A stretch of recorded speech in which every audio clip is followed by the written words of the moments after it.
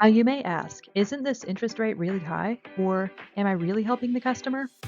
It is helpful to know that the customer will never pay interest to the rental company. Instead, part of their monthly payment will be applied toward a rental fee.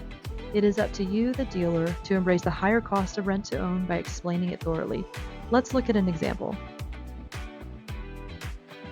For our example, we're looking at a structure with a cash price of $2,160. The term length is 36 months, and the divisor we're using is 21.6.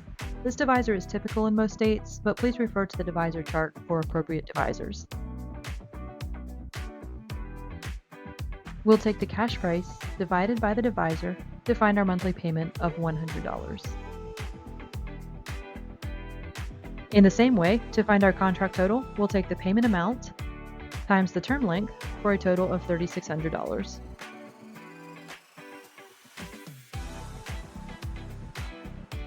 Let's talk briefly about the early purchase option, or EPO.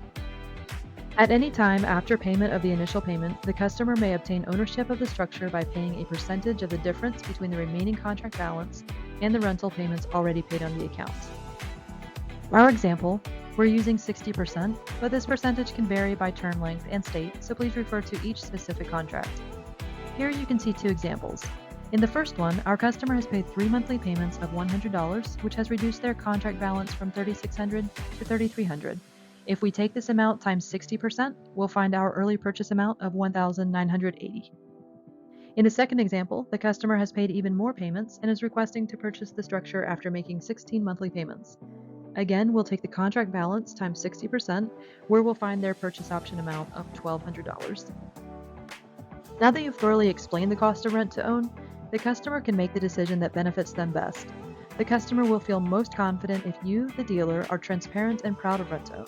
You can exhibit this by recognizing the convenience of rent to own, understanding the opportunity for a customer to use a product at a financial commitment they can fulfill, and by embracing the higher cost.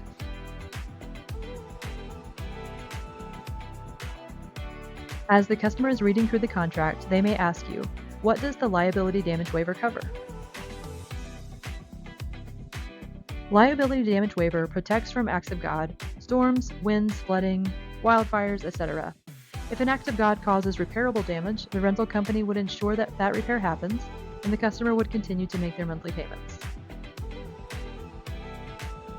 If an act of God were to produce unrepairable damage to the shed, the customer would not be liable for the remaining contract balance.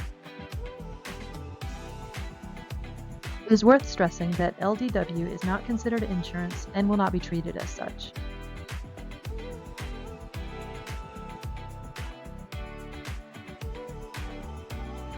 Another line item you may notice on the contract is CRA, which stands for Customer Reserve Account. The CRA is considered an escrow account in which the customer can apply extra funds to lower their monthly payments. Funds placed in the CRA must be done at signing and included in the contract. This is the only chance a customer has to lower their monthly payments during the contract. It's important to note that unlike the escrow balance, the CRA may not be used as a rainy day payment. It is also not considered a partial purchase or a cash price alteration. If the customer returns the structure down the road and has placed money in the CRA, they may be eligible to receive those funds back if the account is in good standing.